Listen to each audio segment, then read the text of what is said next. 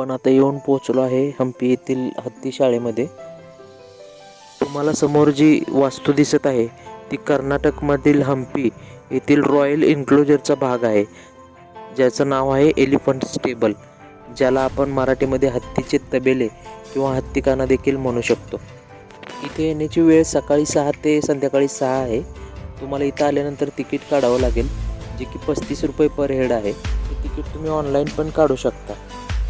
त्या काळामध्ये या हत्तीच्या तबेल्यांमध्ये शाही हत्तींना ठेवलं जात असे।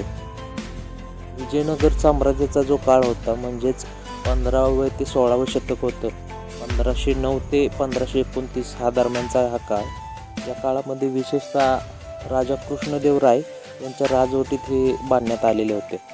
तुम्हाला व्हिडिओमध्ये दिसत असेल, एकूण 11 कप्पे आहेत त्याला, आणि प्रत्येक चेंबरमध्ये आतमध्ये 2 ते 3 हत्ती बसतील एवढी जागा आहे। याची रचना ही आयताकृती आहे आणि हे जवळपास 95 मीटर लांब ते 22 मीटर रुंद या मापाचे आहेत। शिवाय हे जमिनीपासून यांची उंची 3 ते 4 मीटरवर आहे। असे सुंदर असे कोरलेले खांब, छताची सजावट आणि याच्या दरवाजे खिडक्या देखील कमानदार आहेत, ज्या की याच्या सौंदर्यात अजूनही भर घालत आहेत। हे हत्तीचे तबेले विजयनगर साम्राज्याची संपत्ती आणि भव्यता प्रदर्शित करतात। जेव्हाही तुम्ही हम्पीमध्ये याल तेव्हा इथे भेट द्यायला मात्र विसरू नका। या तबेल्यांच्या बाजूलाच उत्तरेकडे दुसरी एक वास्तू दिसते, जिला की गार्ड हाऊस असं म्हणून ओळखलं जातं। बाजूलाच असणारा रॉयल पॅलेस म्हणजे जो राजवाडा आहे आणि जे राजघराण्याचं जे संरक्षण असेल त्याची सगळी जबाबदारी या शाही रक्षकांना, सैनिकांना असायची।